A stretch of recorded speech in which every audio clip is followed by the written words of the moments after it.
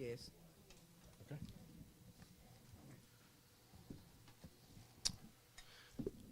Madam President, members of our Board of Education, we'll begin our action item segment, which is in new business. First action item is 5.1, the employment of personnel. The superintendent recommends the employment of personnel as discussed in executive closed session. Madam President, Yes. I so move that we accept the employment of personnel that Dr. P. recommended. Second. It has been moved and properly second that we accept the employment of personnel recommended by the superintendent. Those in favor say aye. Aye. Opposed? None. So the motion is carried. Thank you. Thank you, Madam President, members of our Board of Education. The next action item is 5.2, the central office reorganization, which is in phase 3. We had presented this, my colleague, Mr. Smith, and I had presented this regarding the reorganization of his department, which is in human resources. And we are here to answer any questions that you may have. Mr. Smith, just to give a quick update, you did meet with the CPPC. We did bring the information to the CPPC. They chose to not take any action or make any recommendations to the reorganization plan. Has anything changed from what you're presenting to us tonight versus what the conversation was a few weeks ago? No, ma'am. Thank you. Madam President, Yes. I so move that we accept the reorganization phase 3 for Second. central office. Second. It's been moved and properly second that we accept the central office reorganization phase 3. Those in favor say aye. Aye. Opposed? None. So the motion is carried. Thank you. Thank you, Madam President. The next action item is 5.2. This is a draft 3.01.1. This is in the licensed personnel policy, a high school principal census assignment index policy. Although it's labeled that way, Mr. Smith will give an update. We had brought this to the board before as an information item about a month ago or so. We've gone through LPPC. It had been approved by PPC. Some board members had some questions, so we just kind of held it back until we got those questions answered to be able to go forward on some of the slight changes that are being recommended. So for reiteration, this has already gone through LPPC. Yes, ma'am. The last stop would be, which is approved by LPPC, correct, Mr. Smith? Correct. Okay. Madam President, Yes. I so move that we accept the principal census assignment index policy. Second. It has been moved and properly second. Any questions? If not, at this time, Mr. Smith, I would like to ask you about the 245 days that you would like to give to the dyslexia. Dyslexia specialist, yes, ma'am. Is this, The dyslexia specialist, yes, ma'am. And the coordinators? Yes, ma'am. There were 4. And then you had the health coordinator also. So I'm trying to ask you because one is classified and the others are dealing with academics, this is why they were given the 245 and where the health coordinator maintained the 223 days? Yes, ma'am. There was no discussion from the individuals that brought about the movement of the health coordinator that is defined in the 223 lane. And so what was brought to the LPPC is what was asked of the administration, and that was addressed. That was what the changes reflect based on what was addressed. So to make it clear then, those 4 departments that you were requesting, they're academics, so that's classified, right? And the nurses, the nurse position, the nurse position is on another classification. This is why I was asking. I want to get a clarity on the days that's been allotted. The nurse, any nurse position would be considered a classified position, yes, ma'am. And so in regards to this policy, this would just affect our licensed staff. Did that answer your question, ma'am? Yes. Yes, ma'am. All right. Thank you. Okay. Those in the motion has been properly second. Those in favor say aye. Aye. Opposed? None. So the motion is carried. Thank you. Thank you, Madam President. Thank you, Mr. Smith. The next action item is 5.4, the 2023-2024 child nutrition contracts, in which we do that annually. And our colleague that is Mr. Clemens, who is in for Ms. Lee, who is on leave at the moment. If there are any questions Mr. Clemens, these are our annual contracts as we prepare for the upcoming school year, correct, sir? Yes, correct. Any questions? None? Madam President? Yes. I also move that we accept the child nutrition contracts recommendation by Dr. Paluski. Second. Okay, it's been moved and properly second that we accept the cost of the program presented on the bread and all the nutritions that come with it. Been properly second. One question, I noticed that the tamales had gone up from $28 to like $36. Is that a tremendous, what happened? There's some cases that have gone up that price. We've noticed this a lot as we're going in and updating our prices in our system. I think we've had maybe 3 items that have gone down, but the majority are going up $3, $4, $5 a case. Okay, good report for both, everything. Yes. All right, there are no questions from any board members. Those in favor say aye. Aye. Opposed? None. Thank you. The motion is carried. Thank you for your Thank you, service. Mr. Clemens. Thank you. Action item 5.5, 2023-2024 new buses, and I believe Mr. Brown is here if there's any questions. Oh, Ms. Coleman is here. I do believe Ms. Coleman is part of our refreshing our fleet and be able to discontinue older buses and newer buses, but I will let them. Is there anything that you want to share as an overview, Mr. Brown? Yes, so we received a GO grant that will, the purpose of the grant is to remove older, less efficient emissions buses from the streets and put in new, more efficient buses. So what we'll be doing, what we're doing tonight is bringing to you the approval to purchase 2 new buses that meet the grant requirements. And then we'll bring for you the disposal of 2 buses that once we dispose of those, the grant will reimburse us 25% of the cost of these 2 new buses. We generally purchase 2 to 3 new buses per year, and so this is budgeted in our operation budget. And so it's an opportunity for us to save 25% by meeting the grant requirements to remove those older emission buses. These electric buses? No, Question. that is, no, that's, you can choose either electric, LP propane buses or more efficient diesel buses. We could have elected to do electric or propane, but we just the charging infrastructure, the cost of that, the LP, the access to that is an issue at this point. So we're continuing with diesel buses, the more efficient. If you want to add anything to that. Pretty much. Okay. We're not just with the, of course, just to piggyback though, the electric buses, you do get a more percentage paid for the electric buses and the propane buses. But again, as he stated, with those, you have to come other costs. You have to have a charging station for, of course, the electric. Then you have to be able to get propane, gas, for your buses. But with that option, the low emissions is the best route for us now. But I am definitely entertaining the idea of, in the future, doing propane at least. Ms. McClain? I saw all the specs, and I don't know much about brakes and alternators and the engines and all of those things. But is there a PA speaker? I mean, is there a speaker on there that so the bus driver can speak and everybody on the bus hears something? I did see something about a PA system. They do have radio systems like regular AM, FM, Bluetooth, but we normally remove or have been removing those PA systems. But they do come with air. They come with very comfortable for our students.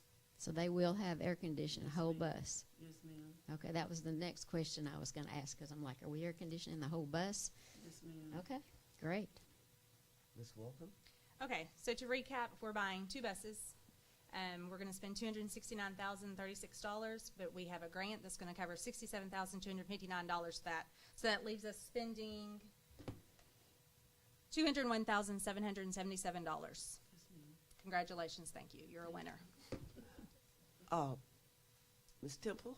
No, yeah, that was the only thing I was wondering if it was electric, but the prices have gone up so much. Weren't we paying 70 for this just a few years ago for the same bus? Well, we actually looked that up before the meeting. Our last round of buses that we bought, the 77 passengers, ranged from 95,000 to 98,000. Oh, okay, okay. So there is a slight increase in the prices. We're also expecting additional increases to come. We're purchasing these off of the state contract. So the state has actually bid these for all districts to use. We're anticipating that $10,000 discount from the manufacturer is going away in the new bids that are being approved by the state. So we may have to go back to a competitive bid situation and have them sharpen their pencils for us in the future. We were talking about that. But we have traditionally, they've been around $95,000 to $100,000, depending on if you buy a 48 passenger or 20 or 77 passenger bus. Okay, thank you. So there has been an increase, yes. Not as much as I thought. Right. Okay, thank Mr. Brown, I would like to know, since we have to get rid of some buses, you know, I found out like the homeless people, there's a gentleman in Little Rock who uses a van, and I don't know, it's to carry things that, is it possible for our district, we may have it even in North Rock, I'm not sure, but to think of, to give one of these buses to an agency that could benefit?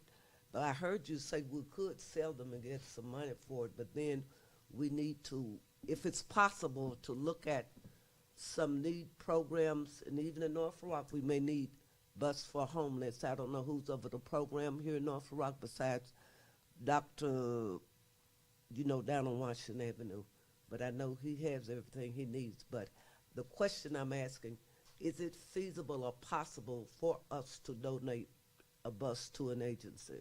It is possible to donate to agencies. We stay away from donating to individuals, but if there's a nonprofit organization that we can give property to, you could facilitate that. And in the two buses we're going to bring for you for disposal, the grant requires that we scrap them. So they have to be removed totally from service. So the two that we will bring you as a part of this purchase have to be scrapped. So they couldn't be donated.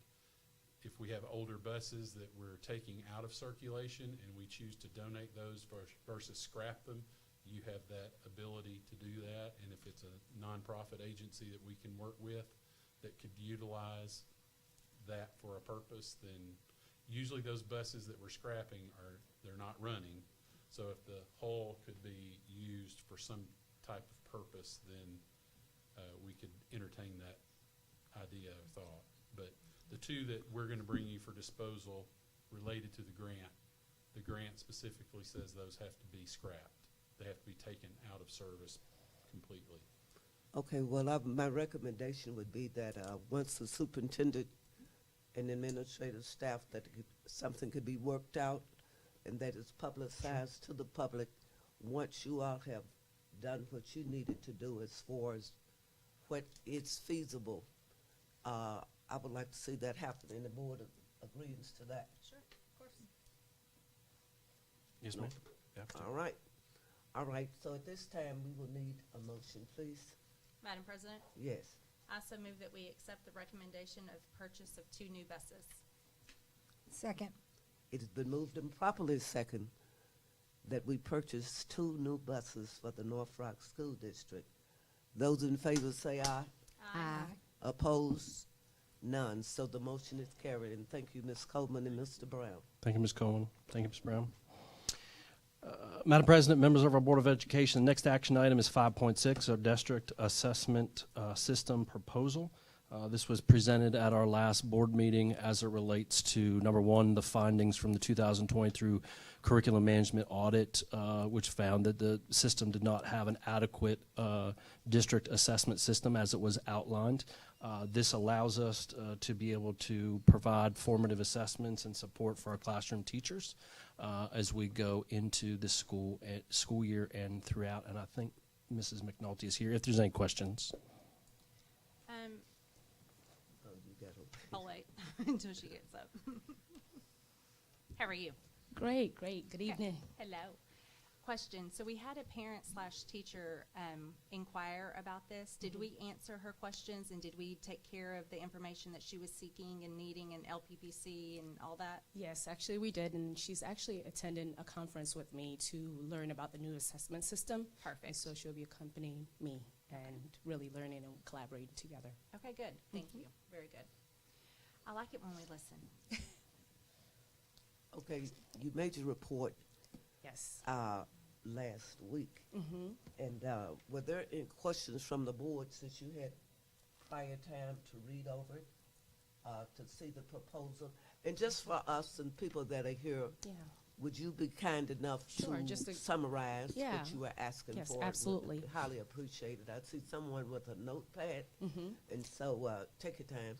All right, all right. So DNA is an assessment platform that would allow us to be able to give our students an opportunity to test on this platform, and our teachers will get the information in real time so that we can use it to really look at how we can provide instruction and feedback to our students to really drive achievement.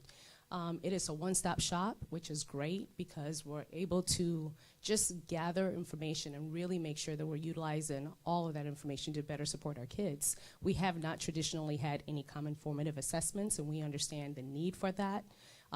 We also talked about the last time that this is actually beneficial for our teachers because right now it is difficult to really create assessments, and it takes a skilled individual to be able to do that work. And so they don't have to worry about that. These are people that have really taken the time. It's their craft, is what they do. So those assessment questions that we would have access to has been research based and taken time to do that. And so having that information is going to provide our teachers more time to really basically give instruction, and then also to be able to assess and then use that data to move our students forward. So this is a great platform for our district. Okay.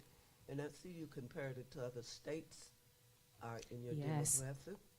Yes, And it's the success, and you brought us data on that. absolutely. It's been utilized throughout many states, and Renaissance is quite known. And so we're excited about this piece because we think that it is going to be the missing link that we have not had that will be able to help us move our kids forward. And it's also, as you asked last time, how is this aligned to the state? It is aligned to what the state is moving to, which is more of a standards-based assessment with our newest Atlas platform for assessments. And so what we're seeing is that it's definitely going to be connected, and it's going to help us to, as I said, better meet the needs of our students as well as our teachers. And from district level to, building level to classroom levels. Okay. Question?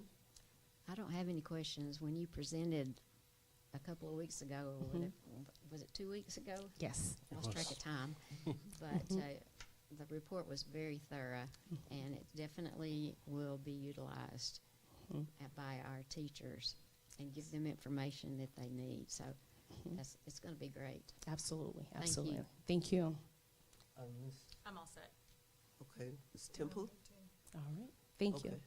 Thank you. I have no questions, and thank you for the documentation that you brought to us 3 weeks ago. Absolutely. Very thorough. Thank you. You did a great job. Thank you. Thank you. Appreciate it. Madam President, Yes. I so move that we accept the district assessment system proposal. Second. It has been moved and properly seconded. We accept the district assessment system proposal. Those in favor say aye. Aye. Opposed? None. So the motion is carried. Thank you. Madam President, members of our Board of Education, the next action item is 5.7.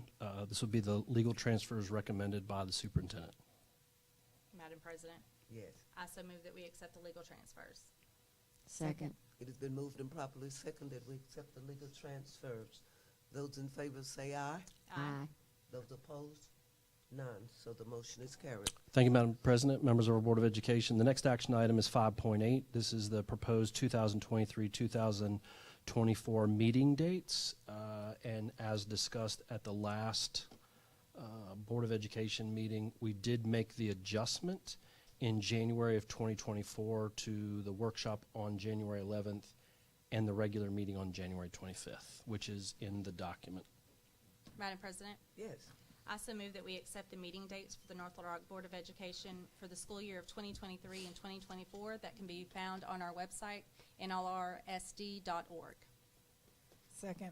It has been moved and properly second that we accept the 23-24 meeting dates for the North Rock School Board of Education. Those in favor say aye. Aye. Opposed? None. So the motion is carried. Thank you, Madam President, members of our Board of Education. The last action item is 5.9, materials of instruction for the 23-24 school year. As we do every year, as we begin preparing, ending one year and beginning the next year, there is the need for the additional instructional resources, and that is what is presented here for you for your approval this evening. Madam President, Yes. I so move that we accept the curriculum innovation and design. Nope, excuse me.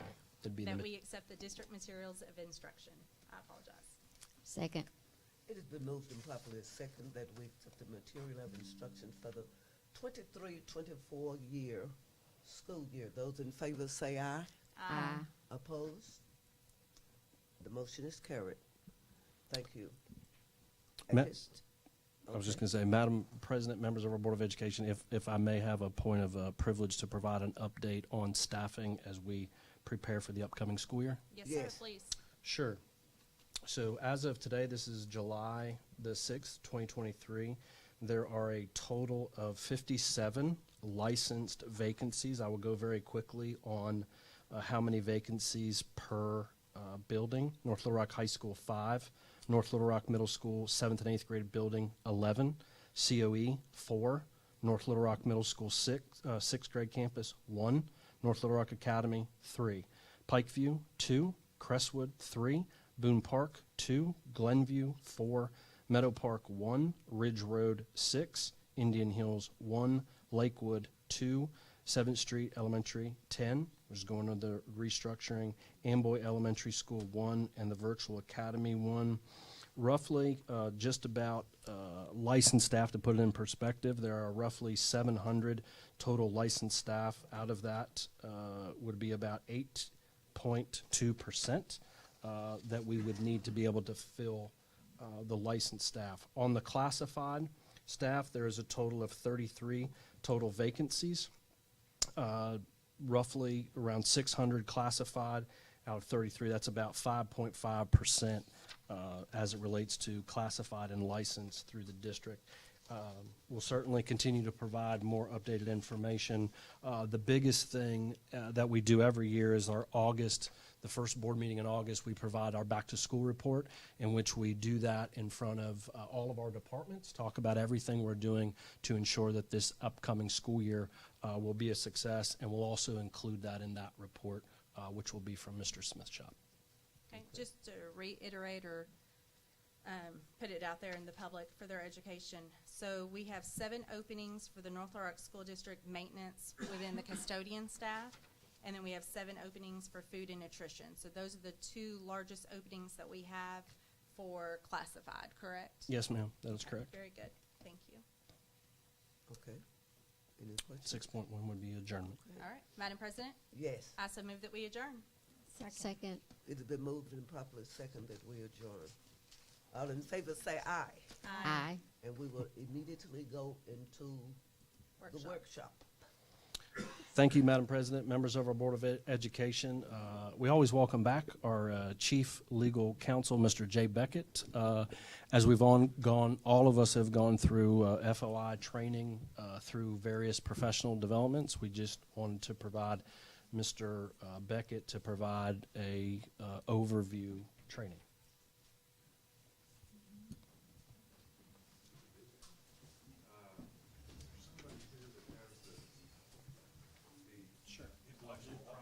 Property capability that I do not have.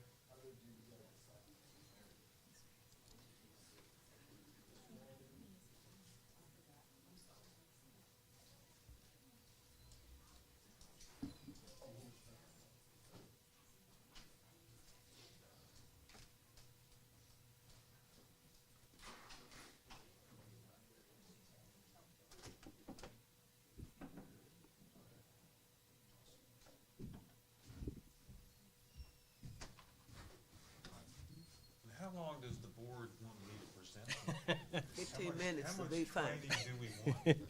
15 minutes. 15 minutes. Yeah. We can do it. I'm kidding. I mean, give us our money's worth, okay?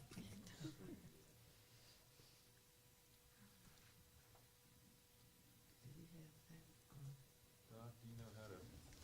Let me see. Oh, perfect. Thank you. Gotcha. Okay. Let me see.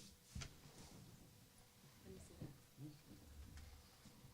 All right, so this is, we're just gonna kind of walk you through the basics. You guys have been trained on this, I know from firsthand experience, because I've been a part of some of the training. But all school board meetings are public, and we're gonna get into some of the. Yeah.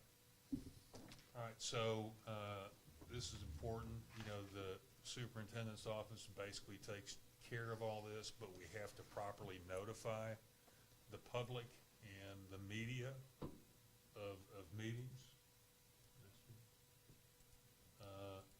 Okay, so here's some discussion points, and by any means, as we go through a few of these slides, if you have any questions, by all means, speak up. I love interactive presentations. So first thing you just said, that Yes. we have to post our meetings. So Correct. again, those meetings that we just approved that will be found on our website, NLRSD.org, that puts us lawfully in compliance. Correct, absolutely. So we are not breaking the law by doing anything. Absolutely. We've posted it, and that's what we're supposed to do. Right, the law requires monthly meetings.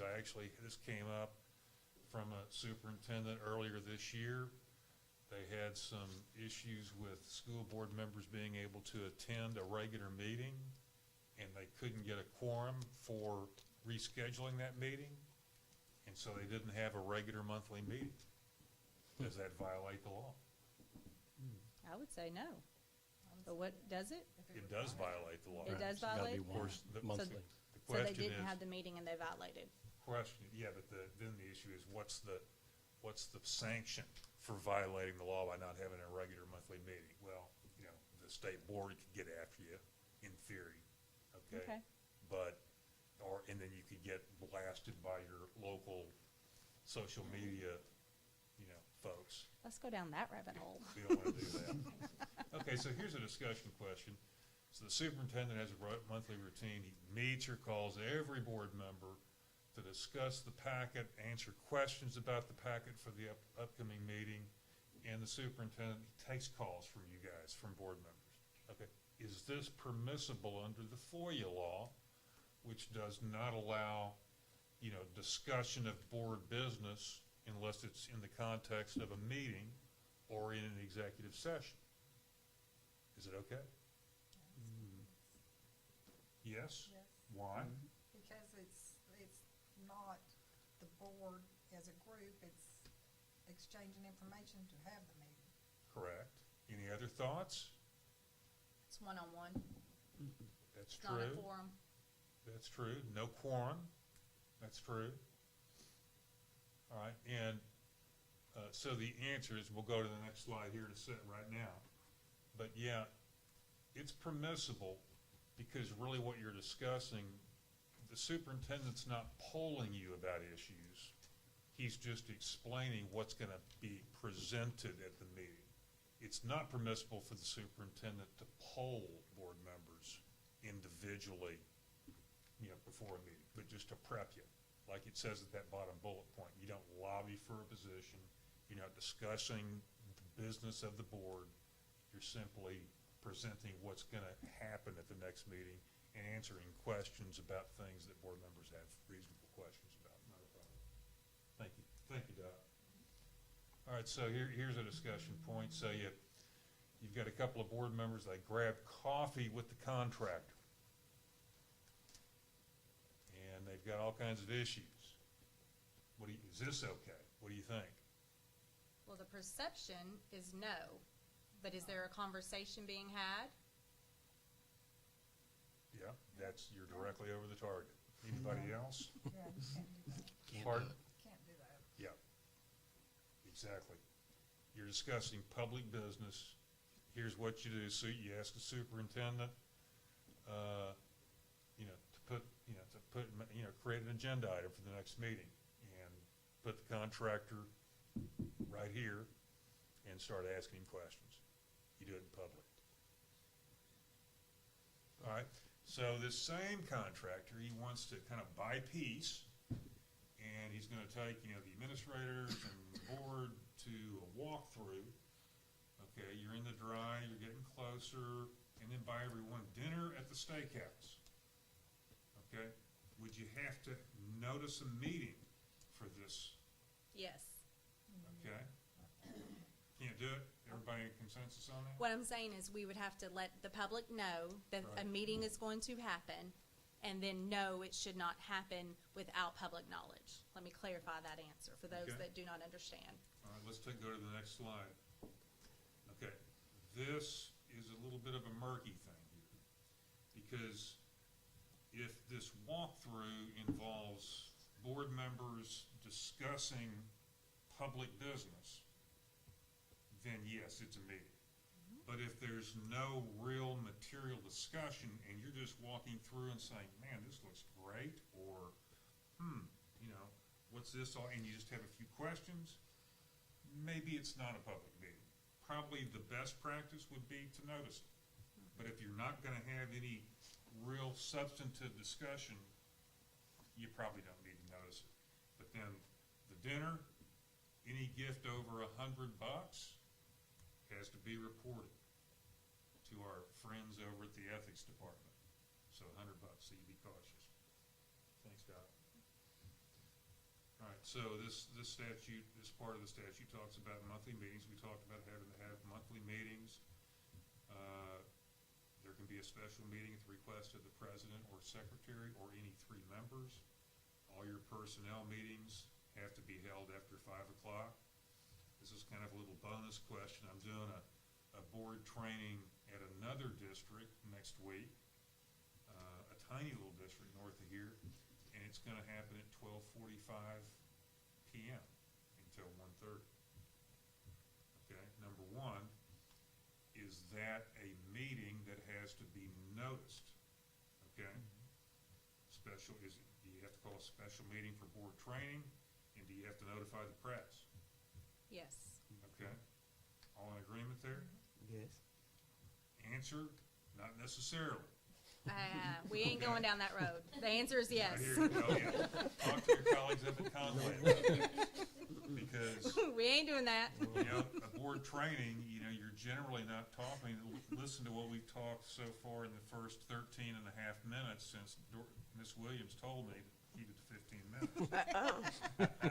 My mind is burst. Now, that's what you But, come from. we haven't talked 1 second about the business of this board. This is purely training, Sure. okay? And it's not really, doesn't really constitute, in my opinion, a meeting. But it is a murky area of the FOIA law, because the FOIA law, neither the FOIA law nor an AG's opinion that I'm aware of addresses that. And again, an AG's opinion, the Attorney General, it's an opinion of a lawyer, okay? It's not a court decision that's binding on anybody. But a true special meeting, we do have to give, 2 hours notice. And if you don't give notice, any action taken by the board at the meeting, it's as if it never happened. It's void. And that part of the law cost the Pine Bluff School District like $350,000 about 10 years ago. And, Wow. and the explanation was that district had hired a superintendent, and they had a very unusual provision in his contract. The contract that the superintendent had with the district allowed the board to terminate him without cause, no reason, if the board did it by February 1 of that year. So the board was not happy with their superintendent. They called a special meeting, went into executive session. This is on January the 31st. Okay, it had to happen before February 1. The board voted in executive session to terminate the superintendent's contract, but did not vote in public session. They came out into public and adjourned the meeting, went home, before they went home, they told the superintendent what they did, because the superintendent wasn't in executive session. And they came out of executive session, told the superintendent what they had done and that he needed to clean out his office. Superintendent said, I'll call my lawyer. Superintendent called his lawyer, and when the lawyer figured out what had happened, he said, you're great. They did not terminate you because the board vote was taken in executive session, not public. And so it's kind of like this. If you don't notice it, or if you don't take your vote in public, the whole meeting is void. Okay? And so that, They got this there's a pay. longer story behind it, but ended up costing the district $350,000. Okay. What is a meeting? Two members discussing board business. Now, the Ledge tried to pass a law that didn't make it through that would have required a quorum to be present to discuss business, even if there wasn't a meeting. But member-to-member communication about board business, even if it's by text or email or by phone, that technically under our FOIA law constitutes a meeting. And if it's not noticed, then it's an illegal meeting. So, okay, let's go down that rabbit hole for a second. Yes. I see Valerie at Kroger and I say, hello, how was your trip to Canada? Because she just got back from Canada. We see a few teachers there. They snap some photos. They claim that we had a secret meeting. Yes. Well, Not a secret meeting. we can't go to a funeral, nothing. Not true. As long as you're not engaged in the substantive discussion of board business, you can exchange pleasantries, sit next to each other at the, Charging Wildcats football game. The whole key is, are you substantively discussing board business? And they can take all the pictures of you and take all the video they want. Problems is like what happens when the Fort Smith City Council has to respond to FOIA requests with all their emails and text messages where they're basically making decisions via email and text, and it's all in writing, okay? And there's evidence, and that's when, they have to pay, tens of thousands of dollars in attorney's fees, and they have egg all over their face, okay? So that's not happening, but Right. the perception, come back to perception, because that seems like what we're fighting against right now. Right. Is that the hypothetical situation is that the general public would see Valerie and I speaking about Canada, but yet we're falsely accused Yes. of having a board meeting. Right. Or discussing school district business. Absolutely. Or hiring or firing or whatever it may be. Okay, I'm gonna ask you this And question. you're never going to be able to dispel those kinds of people making those comments or making those assumptions. Yeah. Yes, ma'am. Oh, go back to the football game. You mean, we all at the football game, right? Oh, So absolutely. Dr. P gotta send out a notice to the newspapers that the board meetings is gonna be at not the board members are going to be at the meeting. We're not having a meeting now, ma'am. Right. But we're there. Right. And but do they have to be informed? No. Thank you.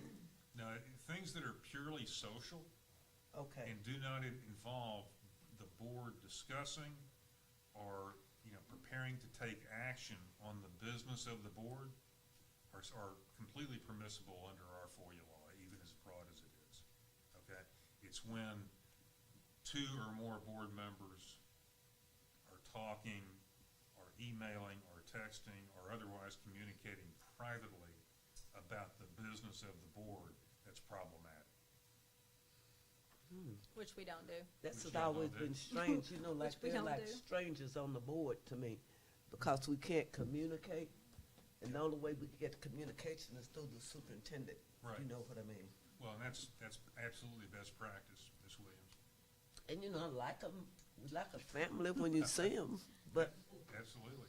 can't talk to them. Well, it's like, another district was getting blasted on social media because at the bottom of their agenda every meeting, they would have a list of upcoming board meetings, okay? And it would list the upcoming board meetings. And in that list, it would list not only board meetings, but it would list, like, for example, these monthly luncheons that the board members are invited to at like various buildings in the district, where the principal might make a short presentation, and then the elementary school choir or gymnastics team or something would put on a little show, okay?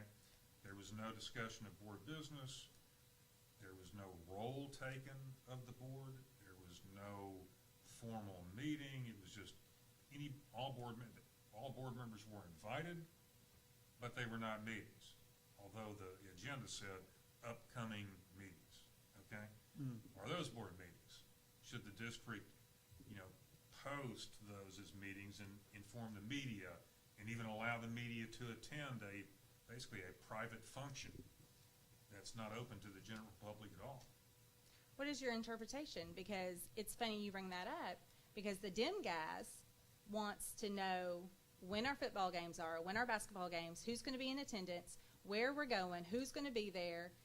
And honestly, it's not a meeting, but we're always invited. We're going to support our students. Yes. So what is your professional opinion on that? My opinion is the luncheons or the athletic events, those are not meetings and do not need to be, notice does not need to be provided to the public or the media because they're not meetings. I mean, there are going to be no votes. There's going to be no discussion of substantive business.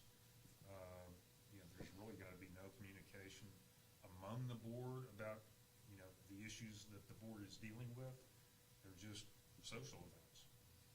I mean, really, we're just putting ourselves out there to be crucified some more by being present and supporting our own schools. Correct. Because the way the perception of the public perceives it. I agree. Awesome. Okay.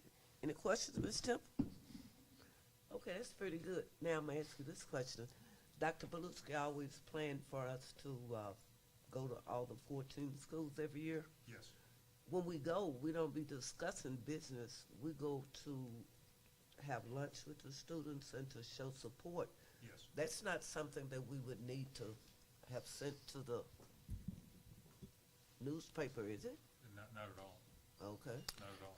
And if I, and I thank you that for Mr. Beckett, but just in best practice, we have posted all of those dates of our luncheons that we did this year. We'll do the same thing next year, just as a good practice to let the public know that we're out visiting schools, which is Right. part of the school board members' responsibility as the school board member. Legal obligation that they have. Yes, sir. Okay. Yeah, I would not call them, I would not describe them as meetings. Meetings. That is what got another district kind of in hot water because they listed Yeah. them as upcoming meetings when they really weren't. I think we list them as school visits as part of their legal Yeah, responsibility. 613, 620, that's one of their obligations. You did good. Look at that, man. Pretty good. Yes, sir. See there, you did good. What you get when you bring the top in. Okay. Flattery will get you. Okay. Awesome. That's it. All right. You said, what is a meeting? Pardon? No, I We was just waiting on talked you. Oh, you want me to keep going? Or do you want me to come back? You want us to do the hint? What we could do is what we've done before. Do you want to have 'em come back in Come back. sections? You know, what we do is so much knowledge that you're giving us. Well, coming from someone who's had as much training as Ms. Williams has, that's high praise. Now, I mean, I get paid by the minute, so I mean, I get paid by the word, so I can talk for just 1 minute. Forever. Ms. Wonkum knows all about that. Hey, but what we will do is that Dr. Paluska will tell you again Okay, when to come. okay, We always, when we get these, we just have it at intervals. yes. It's so much that, and by the way, we would appreciate, this is something new that you all did. We never had this before. It's the ASBA School Board Member Yes. Handbook. Yes. New. And make sure when you come, you bring us all one. I will You definitely, still work for the ASBC, right? oh, yes, ma'am. Just make sure, so Dr. Beluski, you won't have to call her or anything, that'll be a part of your presentation. Absolutely. And Dr. Paluska will see about the pay or whatever. But it's really good, but it's everything in here, but we've never had this before. That's awesome that they did that. First time, and I've been on the board all this time, and everybody got excited. This is really good information, so we make sure we have 7 board members, okay? This is Dr. Paluski's book. Okay. All right, Dr. P. I will get that handled. And thank you, and thank you, ma'am. did a very good Thank you. job. Well, you're very I kind. Ms. appreciate you Williams. very much, Yes, ma'am. Mr. Beckett. Yes, ma'am. Mr. Thank you. Beckett? Yes, ma'am. Where would the public find the Arkansas Freedom of Information Handbook? I think that, we get ours every year from the AG's office. But I think that, the Arkansas Press Association gets them, but I can get anybody who wants one a copy, because we're like 2 blocks away from the AG's office in downtown. We work with them all the time. Sometimes maybe the public would like a booklet, They're- so they can find them at the AG's office. Yeah, you can find them at the AG's office. Mine is like sitting right next to my computer at the office, because I look at it almost every day. Yeah, I keep mine in my bag. Exactly. Okay. Thank you. You excuse Mr. Beckett. All right. Thank You may go Miss- now. Thank you. Miss Williams. You all have a great evening. You too, Mr. Thank Beckett. you very Thank much. you very much. The longer you stay, the more you get paid. I know lawyers. You got to go. Thank you so much for your Yes. time. Yes, ma'am. Thank you Dr. all. Paluski at this time will give us his superintendent's goal for 2023. Dr. P. Madam President, members of our Board of Education, for the record, my name is Greg Paluski, the proud superintendent of the North Little Rock School District. Presented before you, and we can do this in a couple different ways, are my annual goals. We usually do this in June. I am 1 month behind. It's been quite a spring and into the summer. But these are annual goals. I can do this a variety of different ways. If you wish for me to do the highlights, I can do that. If you wish just to have a conversation, this is just information to get feedback, to get insight, and then we'll bring it back on July the 20th for a discussion. So what is the will of the board? I can hit some highlights. There's 6 goals. And just to clarify for everyone, this is based upon the 6 standards of the Arkansas School Board Association and the annual superintendent's evaluation, which is based upon 6 standards and has multiple indicators under each. I can go through those, hit the highlights of what the 6 are if you wish. We can have a discussion, feedback, if you've read it. What is the will of the board? I'm happy to do whatever you. Can we publicly discuss action item 1.4 and action 1.5 within your goals? Sure. So what goal 1 is specifically is about setting the direction, the vision, the mission, and the strategic plan. And ever since my arrival November 1st of 2020, we have been working towards, you remember our workshop that we've done now, we've done town hall forums about, moving away from world-class schools to world-class students, and really shaping the vision. Part of that is to create a 5-year strategic plan.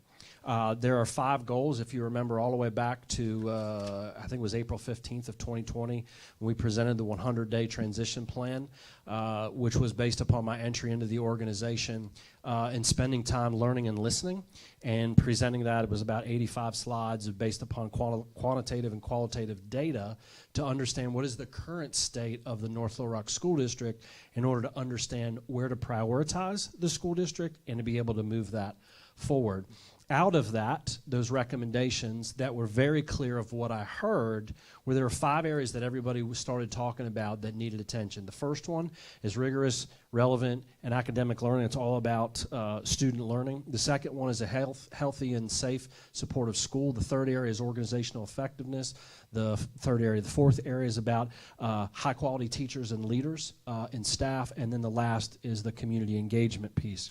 In goal 1, which is the biggest area, because that's what we're in the business of, is teaching and learning, we had been working, Mrs. McNulty and I, Dr. Hooper, is really digging deep into what it is that we're going to monitor, what it is that we're going to measure of our metrics of success of academics. So when you look at action item 1.2, action item 1.3, and I believe 1.4, and 1.5. That was your question? Yes, And I'm going to get to that. These are our performance metrics in which that we're recommending to the Board of Education. So it really sets out the next 5 years ahead. I know that it says 2026, but we created these back in the 21-22 school year. And it really starts to look at where our most vulnerable needs are in the district in order to ensure when students enter our district and they exit our district that we're moving students properly and they're receiving the academic success and support. So it has to start as all the way down as early childhood school readiness. So you'll see there's an indicator there about fourth graders. What we also did, is Dr. Hooper and I were talking about this to make sure that the public understands and the board, what is our baseline? What are we, if we're going to set targets out for the next 5 years, we want a 20% increase, where are we today? I do have, it's not ready yet, but a strategic planning document that really starts to say, here's where we are, here's where we want to be over the next, and as we measure progress. As we begin this next upcoming school year as part of, I believe, a new law that we have to present on data every month. We have that mapped out. So we want to be able to present to the board, here's where we are, here's where we're going, and what is our current state of reality. So these are just a variety of metrics. Some of them are elementary, some of them are middle, some of them are high school, as it relates to looking at the needs of how we're going to measure and monitor ourselves and our success. That's goal 1. And goal 2 is in the safe and healthy and supportive. So that looks at everything from absenteeism. It looks at attendance. It looks at discipline in school, out of school suspension, those kinds of things, fighting that we know that has been an issue after the pandemic that we've been and continually addressing. What do those numbers look like? And so the idea here is to take it from a 30,000-foot view and then to start mapping these into departments and then mapping them specifically into schools. So this is the district level data, but that data might look different at an individual school level, and then it will be the school's planning process to start mapping those out and then their metrics as we go forward. Behind all of this becomes a limited number of strategies. So what strategies, research-based, are we going to put in place that once we implement those, should start to see those indicators change? Okay. Ms. McLean, did you have? Does that answer your question, Ms. Welcome? Was it about? Yes, you've got a few things in there. Mother, I'm sorry. No, I was just asking if Ms. McLean had a point. No, I was just going to say, I would like for you to go over it and kind of give the general highlights of the plan. The more So- details Mm-hmm. So you want to go into details about Well, the not that detailed. of 1.4. Oh, Details one- of the 1.4, and then Okay. go into the details of the 1.5, please, sir. sure, She 1.4. asked for the 1.4. Sure, and- Okay. sure, But I want The to only thing I overview, wanted- just kind of cover everything Sure. as an overview. sure. So Right. what goal 1 is all about is what we do as a school system, and we're in the business of teaching and learning. That's what we do. We're in the business of making sure that 8,141 children in this school district are successful, period. Our trend data, as you know from the 100-day transition plan summer report, there's 80 slides in there. Traditionally, prior to my arrival, and it was in the pandemic, our data had been not strategically, but relatively trend-wise, flat. We were not moving, with the exception of advanced placement is an area that we were seeing an increase. So what this is going to focus on, there's a lot here that has to focus on reading and mathematics, not to get into the accountability measures of ESSA, but also the LEARNS Act. I know the LEARNS Act is currently on hold, but there's a lot of accountability that's coming. And there's a lot of changes that are coming as it relates to the law that we need to be prepared for, but it's about making sure that the children that we serve, we know where we are, our community knows where we are. So if I just hit these highlights, so the first one is increase the number of students at or above grade level in reading and math for incoming first graders. If we're going to narrow our achievement gap, the first thing that we have to do is focus on early childhood and school readiness. When children come into this system, the state has an indicator, obviously in grade 3 is where you actually start the accountability as it relates to ESSA. We can't wait for 3rd grade. We have to be looking at pre-K, K, 1st grade, 2nd grade. Our goal as a school district has to be that by the time every child enters 3rd grade, or by the end of grade 2, they're able to read and they're able to compute. and this has been part of the reorganization, as you know, as it relates to supporting classroom teachers and leaders. This is the work of Ms. Chris. Ms. Chris is we now have a dedicated resource of early childhood and school readiness. The second indicator is the number of students at or above grade level in reading and math for incoming third graders. Again, the importance there is that's when the accountability measure starts, and that's where we start to get into where letter grades come into play. The next one is increase the number of students or above grade level in reading and math for grades 3 through 10. Again, this has been traditionally an ACT Aspire. We're moving to a new state assessment. However, this has been our current benchmark as it relates to the number of students. And again, as we come out of the pandemic, we all know that being a successful graduate of the North Little Rock School District has to start in 9th grade and having a successful. So the next one is reduce the number of 9th graders failing 2 or more courses. GPA.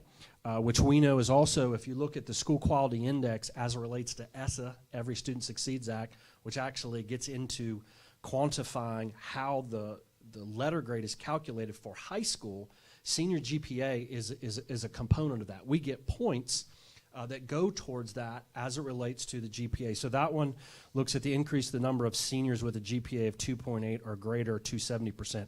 And again, if you want me to read the baseline, I will. It's there. Increase the district AC Keys composite score to be above the state average. Traditionally, if you looked at our historical data, we have been below for the last several years prior to the pandemic, below the state average. Now, if you look at the state's data hasn't moved, generally speaking, over the last increase the percentage of students taking at least one advanced placement course. Again, this gets back to a rigorous, relevant. As with the LEARNS Act, as with our transition to career academies and industry certifications, we want to make sure that our students that prepare to go to the workforce, so that one's about the students receiving industry certifications.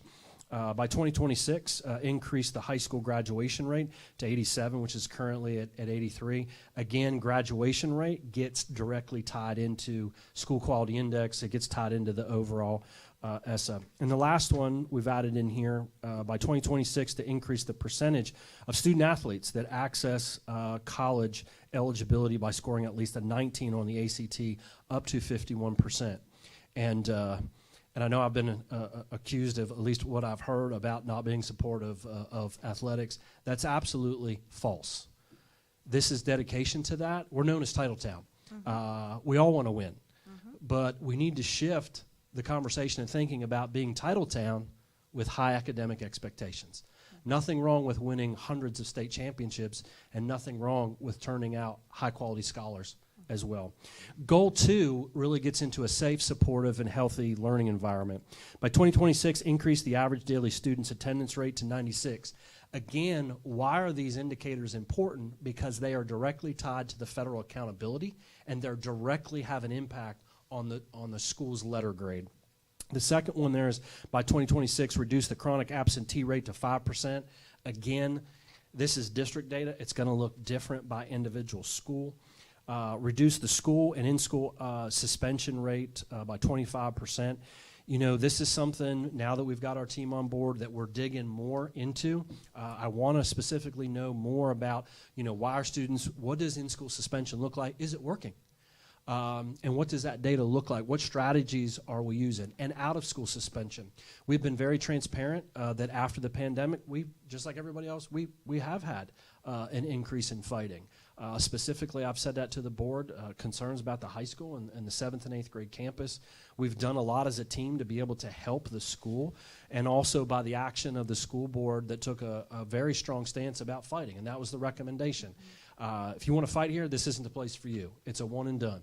We are in the business of teaching and learning, and every child has to have the same opportunity to be in a high-quality environment that it's safe and supportive. And so when the board passed that policy, that was specifically around that you may have an alternative assignment. And that went into effect immediately at the beginning of May, and we saw immediate effect. So I'm optimistic going into this school year as that policy gets further into place. And the last one, conducive, we talked about fighting, and then in grades 5 through 11, school quality climate survey. That's both by teachers and by staff as well. So the idea, these are only 2 goals, goal 1 and goal 2, but the notion is in goal 3, goal 4, goal 5, there will be similar targets that we want to achieve as a school district, that we want to be able to set. What's the metric? Where are we? Where do we want to be? Now, behind all these, which is you'll see, I think, in another one, is refining strategies. So when we say composite scores for ACT, or we talk about suspensions, we're going to have to collectively, as a team of leaders, talk about what are 5 or 6 key strategies underneath that indicator that we're going to implement, we're going to monitor, we're going to, because you should see a direct correlation between strategy, implementation, fidelity, and a different outcome or a different result. That's kind of a 30,000-foot view. We're not here yet. As I mentioned, the target for this particular goal and this particular project of the strategic plan was this spring. I'm not making excuses at all, but it was a unique spring with bats and tornadoes, and my time and attention had to be in other places because that was the priority. So I am a little bit behind on this goal, but I do want to show that we're making progress and being strategic in how we're going to align the organization so that we're all talking about the same goal and have the same understanding. Sure. I just want to reiterate or highlight again, goal 2, it says that the superintendent will align the organization to address the improvement of high academic expectations with daily rigorous, relevant, and innovative student learning in all grades and content areas, subjects, and courses district-wide. So with the alignment of the organizations, does that mean clear expectations and guidance and personal growth will be a part of that?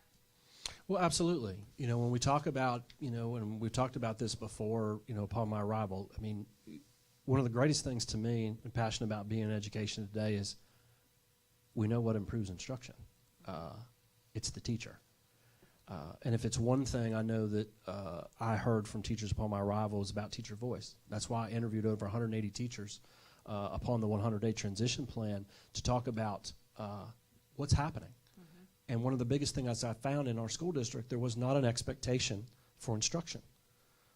Teachers often didn't see administrators in their classroom giving them feedback. I use those as just examples because when you go into goal 2, that's goal 1. But when you go into goal 2, that specifically gets to the teaching and learning process. Mm-hmm. And that comes all the way back, if you remember, from the curriculum management audit of 2002, all 289 or 309 pages of that clearly outline why we did that, is what is the current state of reality in North Little Rock? Where do we want to be? And what are some of the, if you remember Dr. Farrell that talked about here, and he talked about the work that we've started, there are some systemic issues here in our school district that we have to face. And this plan gets to that because the number one thing that we know that increases student achievement is the teacher. Mm-hmm. And supporting the teacher. That's why with the support of the community, we went to an early, I'm just giving you one example, of our school calendar this year, right? This now has early release days. We will now increase nearly 40 additional hours of instructional planning provided to teachers. Because we know, as a classroom teacher as well as administrator, you never felt like you had enough time. Yep. And I think as we listen, so that's what really gets into the second one, which is gets into clear expectations around school improvement planning. It gets down into clear expectations of monitoring school improvement plans. So you should see the correlation between these goals at a system level to a school level. It gets the clear expectations for curriculum planning individually, professional learning community. It gets into clear academic expectations of Tier 1 instruction. What do we want instruction to look like every single day? Minimum set of expectations. We have to give teachers some flexibility. Of course, administrators have to have, but if we have no expectation, right, we have to have some expectation. The last is, it's kind of tied into this, which is clear expectations for the assessment of student learning, which is why you approved the district formative assessment. And then the last thing is monitoring instruction. Our instructional rounds, our weekly walkthroughs, our expectation. This wasn't an expectation November 1st of 2020 to be in classrooms engaging. That's where the magic happens, and helping our teachers get better every single day. Very good. Okay. You want me to hit the highlights in 3, 4? Oh, goals 3 and 4. Yeah, goal 3 is about health, safety. The first one goes back to the Gibson audit report that was conducted that we still continue to work on. Your approval, I'm on page 6, that was your recent approval of the reorganization of the Human Resource Department, came specifically from recommendations. Action 3.2 is we still have to have one of our major focuses, always has to be our number one priority, is safety and security. I am very proud to say we've come a long way from November 1st of 2020 to where we are today. Part of that is hiring a high-quality person like Chief Finks, who's an expert.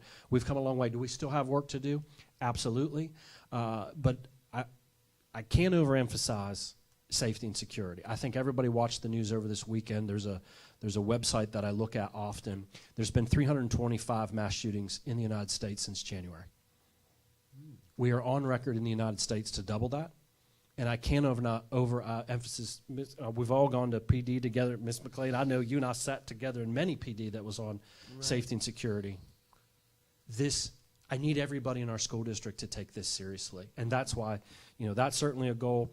The benchmark in 3.3, this gets really to a high quality workforce, the number of teachers, vacancy, turnover, just like we kind of gave that report, the diversity of our staff. That's what that kind of looks at, more indicators.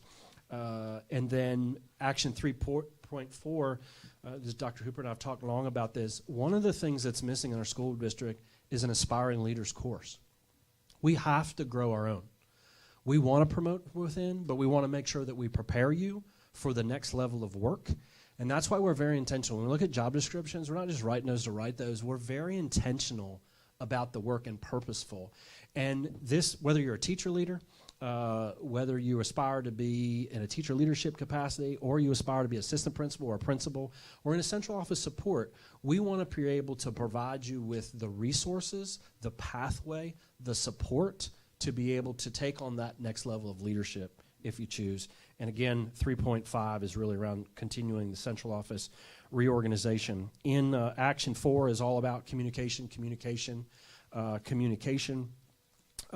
There's one thing I believe that we put in here is about, we need to do more in strategically in the social media area. I'm very proud to say that I think this year's we're going to be able to get the North Little Rock Alumni Association off the ground. That's very exciting for our community. Goal 5, this is really into accountability. We're going to be implementing a new structure this year, which is called Cobra Stat. For our schools that are in most intensive need of support, we got to have more dialogue and conversation. If you tie this all the way back to those strategic goals in Goal 1, so that we're meeting with those administrators, we're talking about what's working, what's not working as a leadership team, what barriers are in place that we need to remove so you can continue to move forward in progress. And as you know, a part of this spring, we tackled something that hasn't been tackled before, and that is our lowest performing school at 7th Street Elementary School. In its reconfiguration, we applaud the community for supporting that. Our Board of Education, we're in that process right now of the reconfiguration. That's going to be over a 4-year. So those are going to be some ongoing goals in here as well. And then the last is really our policy development. And I'll conclude with this. I'm so proud of Ms. Colquitt. She's on leave today. And Ms. Wan, who's here, she's become her backup. To me, it's been a game changer to move to board docs. We're more transparent. We can, on a fly. We've gotten a lot of praise from other school districts, from ASBA, about moving to that. That had to happen first. The second thing that had to happen, and I applaud the LPPC, CPPC, Mr. Smith's leadership, because now we have all of our policies are in one place and they're numbered numerically. We did those cross checks. Before, if you remember, they're in one stagnant document. How did you know what the policy was? So really this is all about our next move, which is where Ms. Wan, I've tapped her to be our internal policy development that's going to help with that. She's already categorized all of our policies, and we're being able to sort them, by the year that they were adopted. I'm sure that you can imagine we have some policies that are completely outdated. I think the last one I looked at was 1954, when it has not been. I was going to ask. It's when it's has not been updated. So that's the work that's kind of happening here. With that will be a policy committee, and then I will bring back to the board a suggested list of 10 15 policies to recommend that we will tackle as a board to move follow in the upcoming school year. I know that's a lot, but you asked me for some more specifics on these targets, and this target is based upon multiple pieces of data, certainly since myself, Dr. Hooper, our entire team, which is dedicated to 8,141 students, that's who we serve. Very good report, very good. Ms. McLean, Thank you very much. That was Ms. an exciting thing to hear and see, and then watch it as it's going to be playing out. It's going to be great to see. We have a fabulous school district, and I We really do. believe that Yeah. we're moving in the right direction. I know we're going through tremendous change and tremendous transformation, and we have to. We cannot be stagnant. We have to continue to focus on why we're here, and that is to support our students. And I think with these goals, it really narrows the focus of why we're here. Well, Dr. Pileski, I just want to say for boards, we miss our other board members tonight, but I'm sure they're watching you. But I want to say I want to commend you that I hope that you're successful in that because of your work, this is the first time in the history of the Norfolk School District that a school board has ever been recognized as #1 in the state. And that, to me, it was because you showed us what our district needed, because our schools, we didn't realize that all of our schools were about to be taken over by the state. But you never stopped pushing us to show us what we needed to do for our students. And I'm grateful as a member. And to take over 7th Street, not knowing what it would do, but the state accepted what you had to say because the state was the lowest school in the state, and they could have taken it over. That's But true. I'm grateful for you, for your vision and your insight, getting people in to help us save our schools. And education is the key. I love everything about North Little Rock. Amen. But the things, I think we have the best students, the best teachers, the best Amen. everything. Amen. But they continuously need the support that you're trying to Absolutely. give. And I heard Dr. Prothrow, how he complimented you in Hot Springs just last week, to saying that he openly said to you, Dr. Paluski, you are doing great things in the North Rock School District. And that's what's helping us as a board, that we can continue to work together. No disagreements. The only disagreement we have is we're not doing something for students. And we are here 100%. And Dr. Yates sitting back there in the back, your staff, I appreciate it. Mr. Brown and what you're trying to do for us. And you, Mr. Jacob Smith, been here a long time. And don't forget Dr. Hooper. We She's just kind of want behind to the say, scenes over there. and to those parents, or I don't know how many parents or teachers sitting out there, are community leaders. But I want to thank you for staying for your time, to listen, to observe, and you can always remember this rather than put stuff on social media. We always have at every board meeting, we have public comments. Absolutely. And you're free to stand before that mic because I got ears I can hear. And I respect you because you are the grace that gives us what we need because of your support to this district. So again, hopefully you'll be able to succeed in your effort, Dr. Paluski. Well, Ms. Williams, And with 100% of the board support, as that old song say, we'll be there, and we promise well, we as you know, and we teach this all the time, it takes leadership at all levels of the organization, on the board, superintendent, deputy, school leaders. It takes an entire community. This is an awesome community. My wife and I fell in love with this community. I love it. I And- love North Rock. And I think at the end of the day, and I know we can have disagreements, and I know, and as I said from day one, I know everybody's not going to agree with every decision that I make. That comes That's with all it. right. But I think underneath it all is about continuing to focus on the service. And we have wonderful, wonderful schools, wonderful administrators, wonderful coaches, wonderful teachers, wonderful community members that I know bleed blue and gold. That's what I'm saying. And I think it's coming together to continue to have conversation. And it's okay to have a disagreement. It's okay.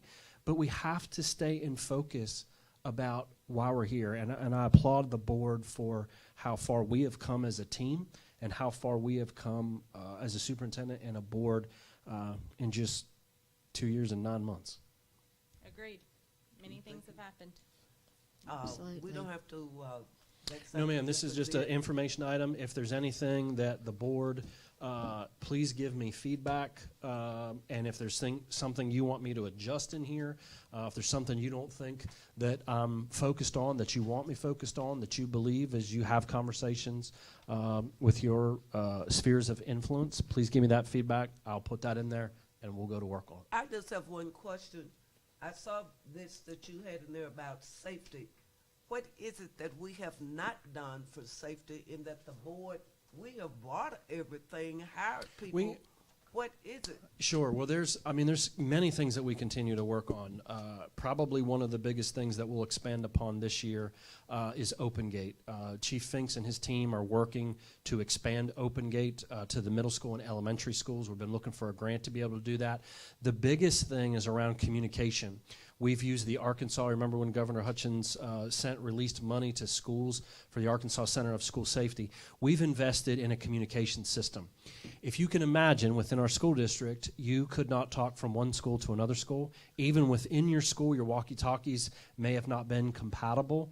Chief Finks is going to unify the entire district. This year we'll be working on, we'll have what Chief calls a 911 dispatch center. So imagine 4 or 5 screens by an individual. All they're doing is monitoring all of our schools. And if they saw a intruder come on the campus of Lakewood Elementary School, they could immediate dispatch that CSSO at that school that may be doing something else that doesn't see that to improve the communication through the entire district. We have to do the very best that we can to continue to monitor the safety and the security of every single campus.